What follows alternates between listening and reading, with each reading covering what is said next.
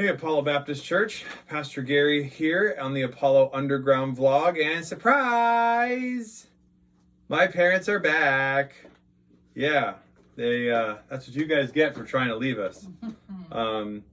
They are back from Hawaii, back from, they were going on their way to Thailand and to be with my sister while she and her husband were transitioning out of Hawaii, and then disappointing news with their visa. Again, not being allowed to return back to the mission field. In our Isaiah reading, I was reading Isaiah 48 this morning, and I was texting my dad about it, and so it's interesting kind of insights that came of it. But Isaiah 48, verse 3, "The former things I declared of old, they went out from my mouth, and I announced them. Then suddenly I did them, and they came to pass.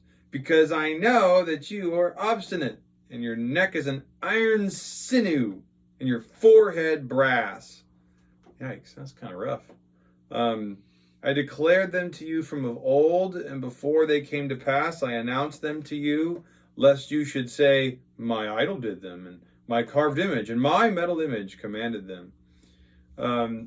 It's just a kind of a glaring rebuke where God says, there's a reason that you don't know what's going on. And there's a reason I tell you ahead of time. There's a reason I don't tell you ahead of time what's going on. Because anything you seem to attribute to your idols. It's only the things that you know beyond a shadow of a doubt that are me that you don't turn to idols for. So I don't know.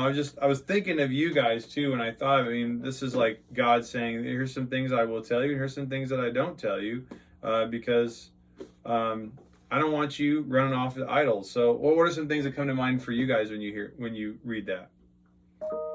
It certainly is humbling, just as God intended for us not to know the future. He knows the future, and He could tell us everything that's going to happen, and He doesn't. And He does so that we don't.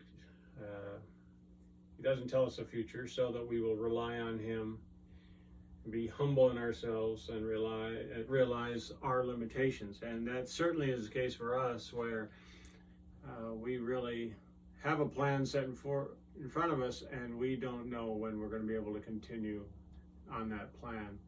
And it has been humbling, and it has caused us to kneel before the Lord, and has moved us to prayer, which I think is His desire for these situations. And He doesn't tell us what's going to happen next. His desire is for us to look to Him, walk holy with Him, and kneel before Him in prayer, and that certainly has had that effect on me. Yeah, I think that the theme of this year has been trust.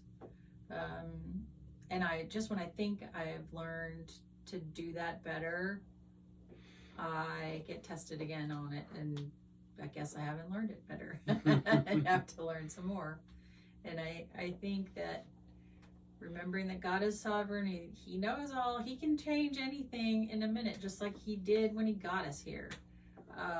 So we can't take it personal, because His ways are always better than ours.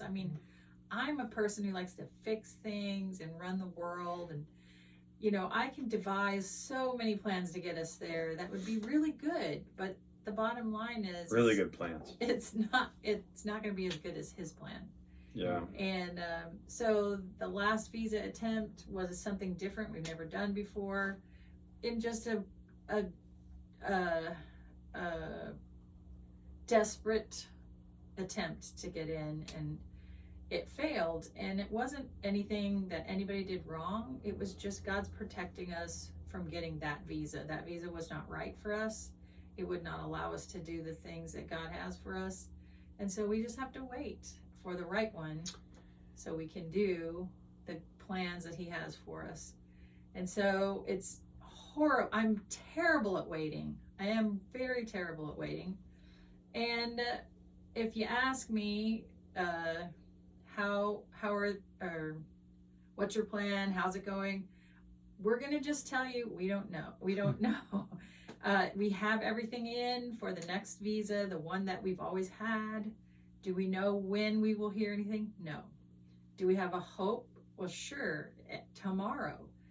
Do we have any clue? No. So we just wait and we trust. And while we are here, we try to be present where we are and bless where we can and try not to be too whiny.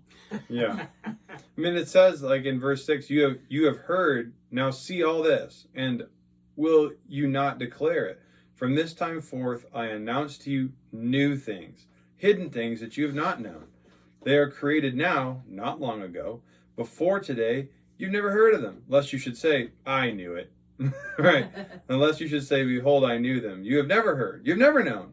From of old, your ear is not open. So that's a comforting reality that, look, sometimes God leads you through periods of not knowing so that God can tell you.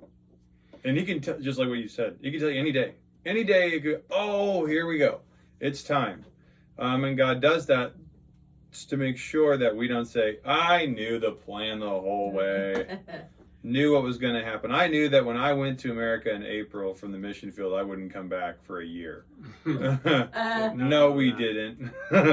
But we're just waiting on God. We just gotta trust. So maybe you're in a place of waiting as well. Maybe you're in a place where like, I don't understand God's plan. I don't know it. Does that mean I don't know God very well? I don't think so, because there are times when God deliberately withholds his plan so that we can continue to learn to be disciplined to trust him and him alone. He has everything hanging in the balance. He has all of time and space, and he can get us through whatever we go through, and it's up to him what to reveal and what not to reveal. Love you, church family. Look forward to seeing you on Sunday, and these two folks should be with us. So Lord willing. selfishly, we're happy about that.